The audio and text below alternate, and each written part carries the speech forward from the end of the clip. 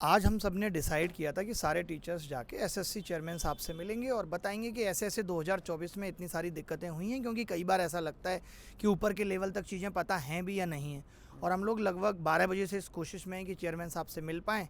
उसके बाद पता चला कि वो संसद चले गए, लेट नाइट लौटेंगे, तो हमने कहा लेट नाइट तक हम इंतज़ार कर लेते हैं।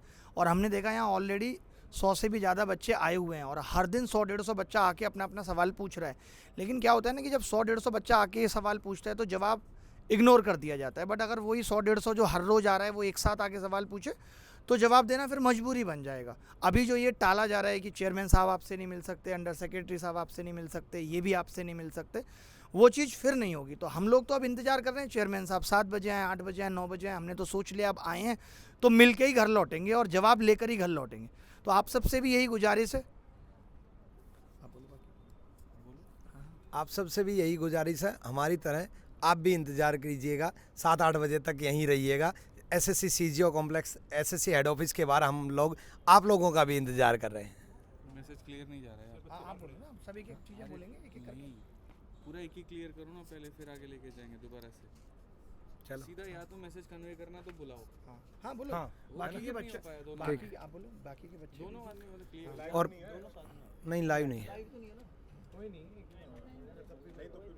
तो यहाँ पर बहुत सारे बच्चे ऑलरेडी वेट कर रहे हैं और हमें और बच्चों के भी इंतज़ार रहेगा जिन जिन का 2024 का भी इश्यू है, साथ में 2025-26 के लिए भी जो रिफॉर्म्स चाहते हैं। और बहुत सारे रिफॉर्म्स हमने दिए भी हैं और वो रिफॉर्म्स के लिए आप लोग अपनी डिमांड रखोगे, क्योंकि आपकी डिमांड है, ये बच्चों की डिमांड है, बच्चों का मुद्दा है। तो बच्चे यहाँ पर हमारी तरह इंतजार, मतलब जब तक एसएससी चेयरमैन साहब से मीटिंग नहीं होगी तब तक हम भी और आप लोग भी सब एसएससी चेयरमैन साहब का इंतज़ार करेंगे।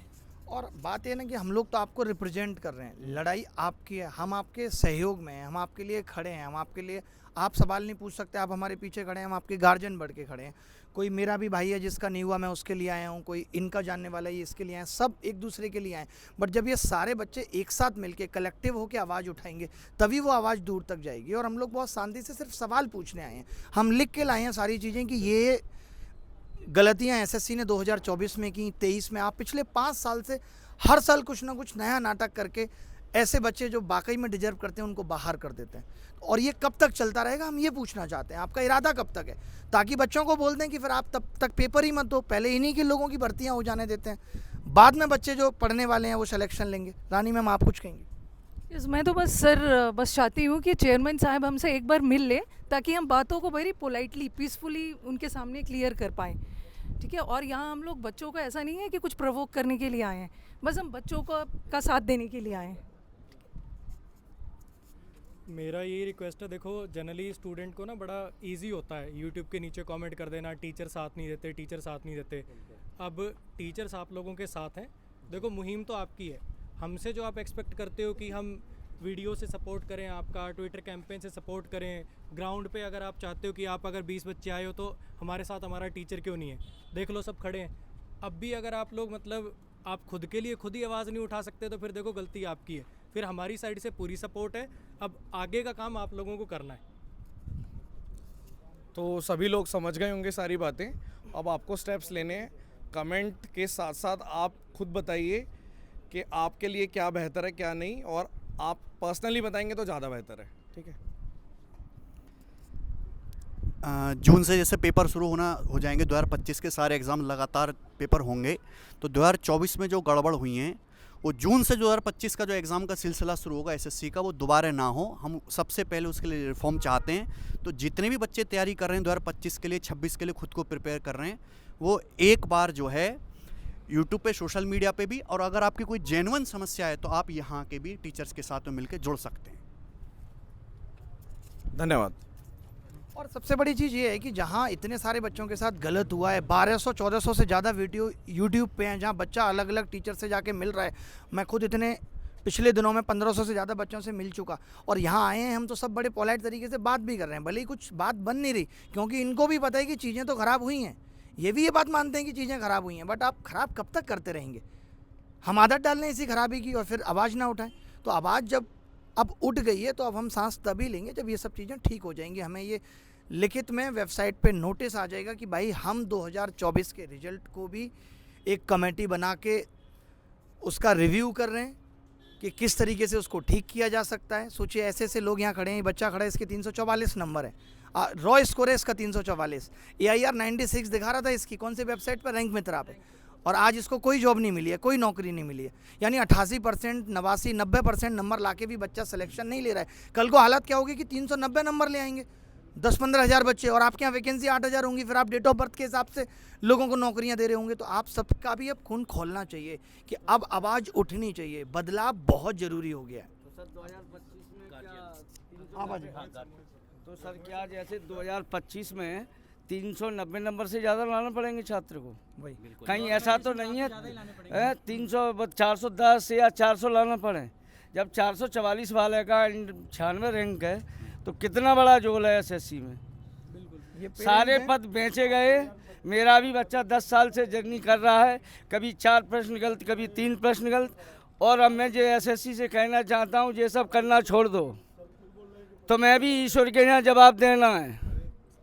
सारे बच्चे दुखी हैं 2023 वाले से भी, 24 के प्रक्रिया से भी, और हम नहीं चाहते हैं कि 25 में भी उनके साथ में ऐसी कोई घटना हो।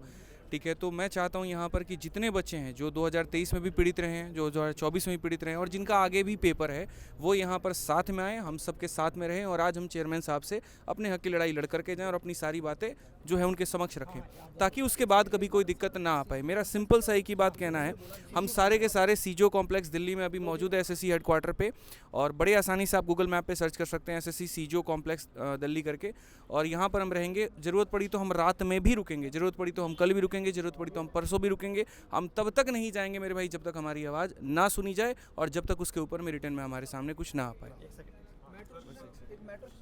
मैं बस इतनी बात कर रहा था ना, आप देखिए ना कि गलत कोई आज से नहीं, 2019 में नॉर्मलाइजेशन पे कितना बवाल हुआ कि 200 प्लस बच्चा नंबर ला रहा है, नहीं हुआ। 2023 में 4 क्वेश्चनों की लड़ाई कब से चल रही है, 1 साल एसएससी कोर्ट में रही, क्या एसएससी के कान में ये बात नहीं गई कि अब कभी आगे से गलत प्रश्न नहीं बनाने? आपने गलत प्रश्न जहाँ पहले 4 थे उस 4 को आज 19 में बदल दिया।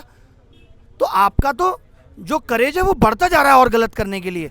शायद आज हम इसलिए फिर लड़ रहे हैं कि 2023 में ये लड़ाई अगर सही से लड़ गई होती तो शायद 2024 में ये देखने को नहीं मिलता। तो आज 2024 में जब हम कस के लड़ेंगे तब आगे आने वाले साल सही होंगे। 2-4 साल भी सही होंगे, वो तो फिर लड़ना पड़ेगा 4 साल बाद, फिर एसएससी भूल जाएगी अच्छा कुछ हुआ था, फिर गलत करना शुरू कर देगी।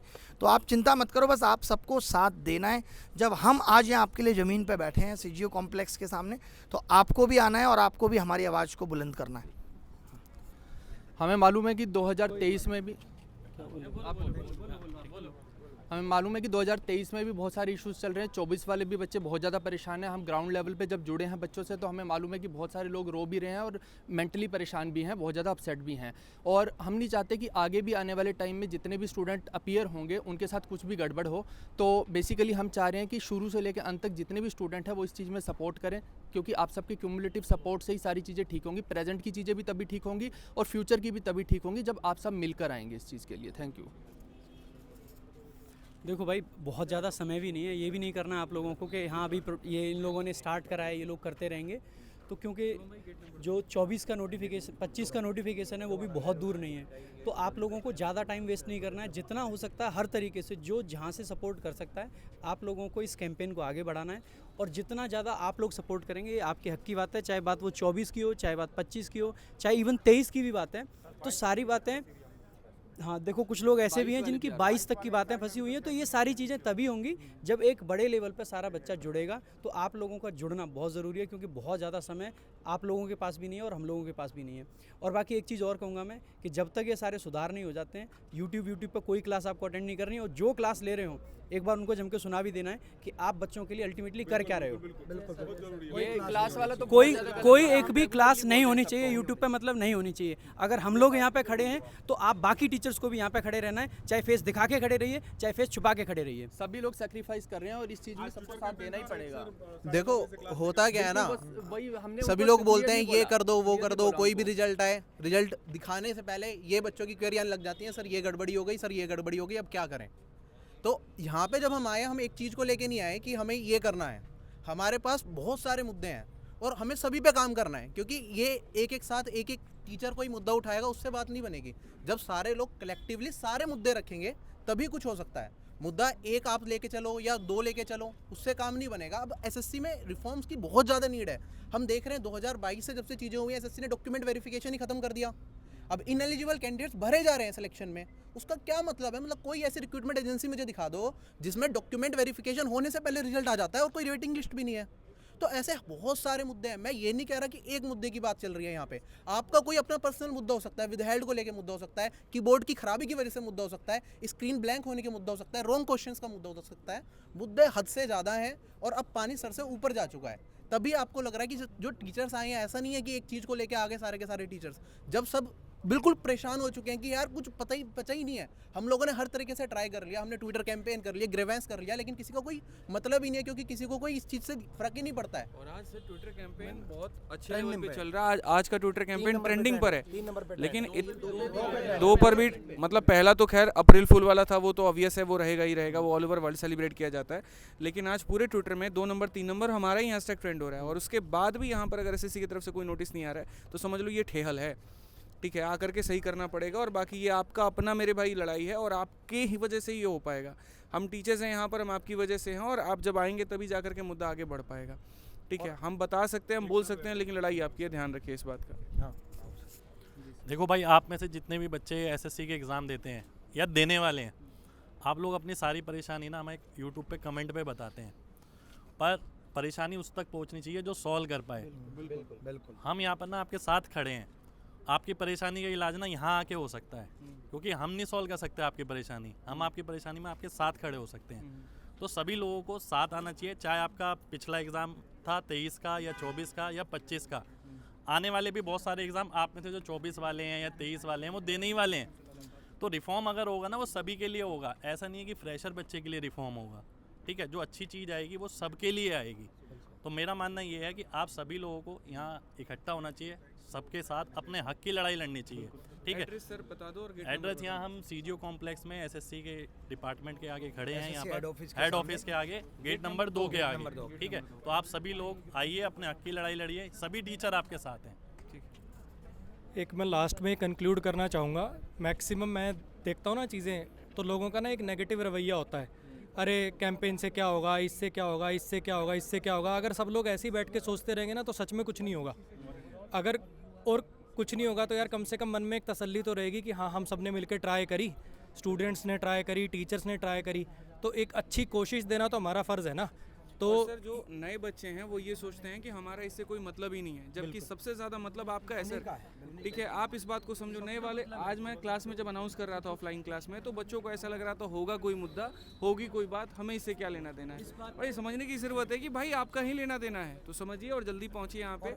ठीक है, हर बात 4-5 समझिए साल में ऐसे आवाज़ उठानी पड़ती है। 2013 में आवाज़ उठी, फिर 2017 का प्रोटेस्ट हुआ, 13 का प्रोटेस्ट 4 साल बाद, 17 का प्रोटेस्ट, अब 8 साल बाद फिर से मतलब 25 में आवाज़ उठानी पड़ रही है हमें। आवाज़ उठानी पड़ेगी। तो 13-17 का प्रोटेस्ट हो चुका और उसके बाद भी सुधार नहीं हुआ। ये बात 17 का प्रोटेस्ट ही था जिसके कारण अब टाइम पे सब कुछ हो रहा है। ये बात बहुत क्लियर समझ लो, बहुत क्लियर समझ लो कि ये मुद्दा ना 25 का है, ना 26 का है, ना 27 का है।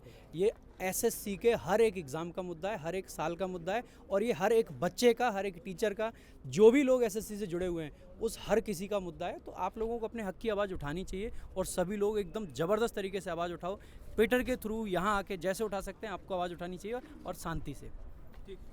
एक लास्ट में एक चीज़ और बोलना चाहूँगा, जितने भी लोगों को 2024 से जॉब मिली है, हम ये बिल्कुल नहीं कह रहे कि वो डिज़र्विंग नहीं है, लेकिन ये ज़रूर कह रहे हैं कि बहुत सारे बच्चे और भी थे जो डिज़र्विंग है, और उनको, हाँ, जैसे 344 वाला जो केस है या और भी केसेस हैं, इधर आइए आप। तो आप ये मत सोचो कि जिनको जॉब मिल गई है वो सब ऐसे सोचे कि भाई वो डिज़र्विंग नहीं है। डिज़र्विंग हैं आप भी, लेकिन और भी बहुत सारे लोग डिज़र्विंग जो हैं उनका नंबर नहीं है उसमें।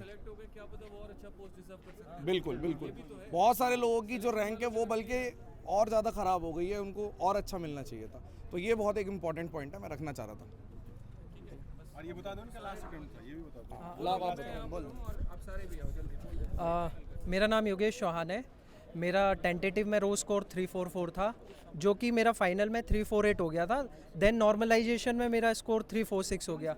मेरा ये लास्ट अटैम्प्ट था। मैंने लेवल 6 एंड लेवल 7 की पोस्ट भरी हुई थी, और मेरे को अंदाज़ा भी नहीं था। मेरा UR 96 रैंक कर रहा था रैंक मित्रा के हिसाब से, जो कि वेरीफाइड डाटा है जो ज़्यादातर होता है, और जो ओवरऑल रैंक थी वो 66 रैंक कर रही थी।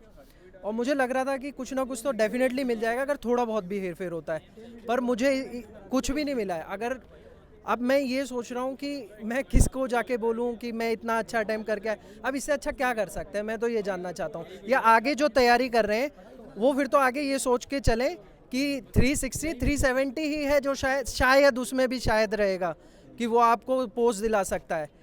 आज मैं खड़ा हूँ, कल आप भी खड़े हो सकते हैं। ये ऐसी चीज़ है कि तो इनके जैसे और भी बहुत सारे डिजर्विंग कैंडिडेट्स हैं जो प्रेजेंट हैं, लेकिन यहाँ प्रेजेंट नहीं है। तो यहाँ प्रेजेंट होंगे तो ज़्यादा अच्छे से समझ में आएगी ये चीज़। बस एक बार यही है कि जो टाइमिंग है वो शाम को 7 से 8 का टाइमिंग दिया हुआ है। तो कोशिश यही होगी कि आप लोग जितना जल्दी यहाँ पर सीजीओ कॉम्प्लेक्स पर पहुँच सकें उतना जल्दी पहुँचिए। अगर किसी को मेट्रो से आना है तो वो JLN मेट्रो स्टेशन है जिसका गेट नंबर 4 है, आप लोग वहाँ पहुँचिए। सीजीओ कॉम्प्लेक्स में सारी टीम यहाँ पर आपके साथ है।